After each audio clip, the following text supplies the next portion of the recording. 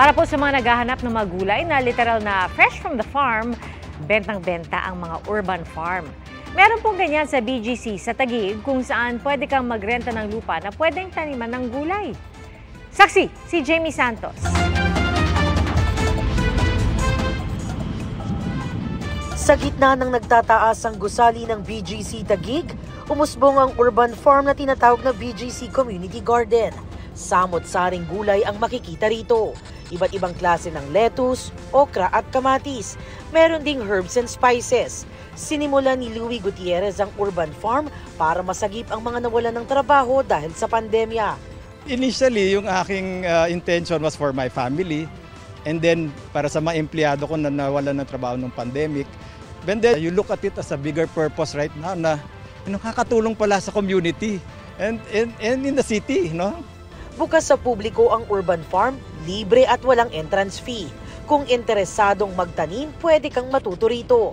Nagsasagawa kasi sila ng mga training and workshop tungkol sa urban farming upang makahikayat ng mga kabataan sa pagtatanim. We'd like to inspire the young people to get into agriculture kasi nga, the median age of a farmer right now, the Filipino farmer, is 55 years old.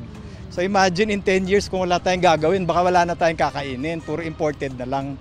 Sa mga mas gusto na mas detalyado, may mga workshops din po kaming binibigay dito sa farm.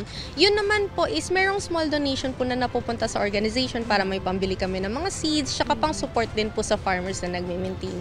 Sa pagtatanim, hindi raw kailangan ng malaking lupain para makabuhay ng gulay. Kung wala kang lupa, pwede ka ditong mag-rent o adopt a pod. May sukat itong 1 square meter kung saan pwede mo itong taniman ng gulay. Alagaan ito hanggang pwede nang i-harvest.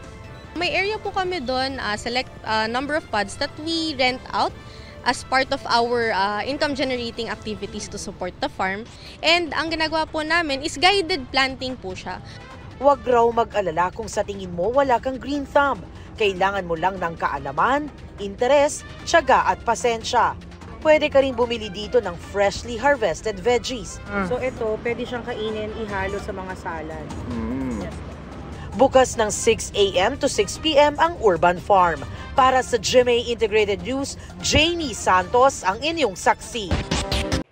Mga kapuso, sama-sama tayong maging saksi.